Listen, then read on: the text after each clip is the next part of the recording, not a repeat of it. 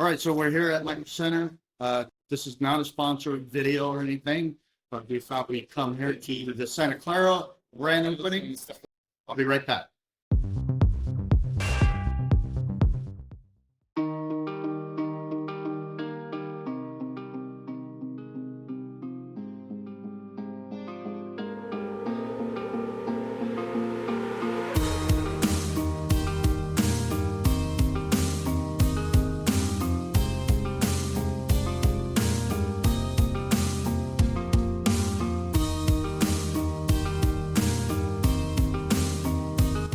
Do you believe the amount of people that are here? It's insane. It's really loud in here too right now, so I'm not sure if my mic's going to be enough for this, but we'll keep going. And we got some gotcha.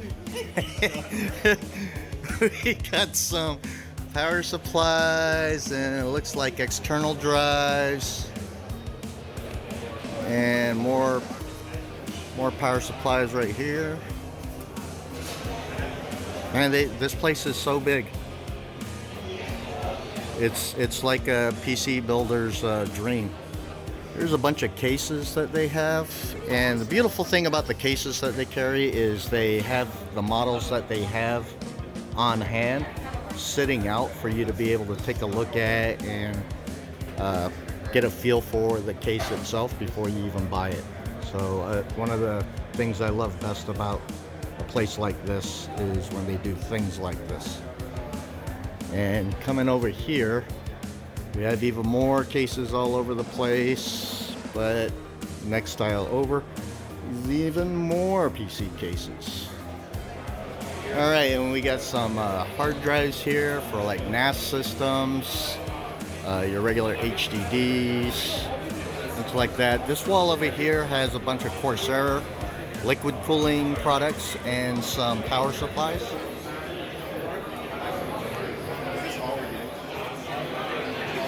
All right, here's some SSDs and other drives. Now this Crucial drive is a P3 Plus, but it is only a 1 terabyte drive, and it's going for $75, which is a little on the high side. I don't know if that has to do with tariffs or what, but P3 Plus shouldn't be paying more than about like $60, 65 tops. So 75 is pretty high. There's a bunch of motherboards. Huge wall of motherboards. Go ahead. I got you, man. I got you. You're on there now. All right. Here we are at the beginning of the graphics cards, so we're going to take a look at here, see if there's any good deals to be had. Unfortunately, what Micro Center is doing with prices for graphics cards is about the same as the rest of the market, so not great deals, hyper overpriced, especially the 5090s and the 5080s are hyper overpriced. So we're probably not going to be picking up a graphics card here unless we see one in a pre-built at a good price. Here we are on the AMD side of things. Further down are some Intel cards, but it looked like they only had the B570 and down. So looking here, it looks like our best deal is going to be that ASRock Steel Legend one right there, which performs about maybe a couple of percentage points below the Gaming OC one, which I have both of these, and if you recall, although the Gigabyte model performs slightly better, it does look like somebody sneezed on it, whereas the Steel Legend has a much nicer look and feel to it. So that being the case, you know, I picked that up at Newegg for $669 a few weeks back, and right now it's going for $700 here at Micro Center, and so it's still a decent price relative to the rest of the market and how other GPUs are selling, but at the same time it's $100 over MSRP, so 20% above MSRP right now. As you can see here, they've got a lot of pre-builts, so we're going to take a closer look at some of these and see what they've got available. Oddly enough, they've got this Y60 pre-built, but it does have a 5080 and a 9800 X3D. It's not a bad price. I'd like to see that price closer to about like 25 to 2400, which would be more worthwhile.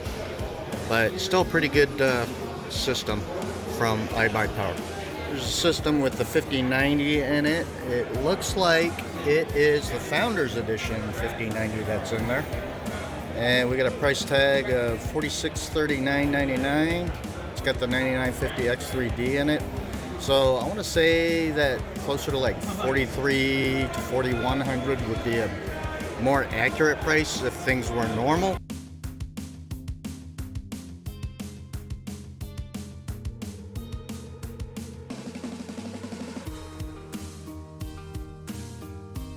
It's not necessarily a really bad price, and it's a white build, but the motherboard is black. It looks like it's an MSI motherboard.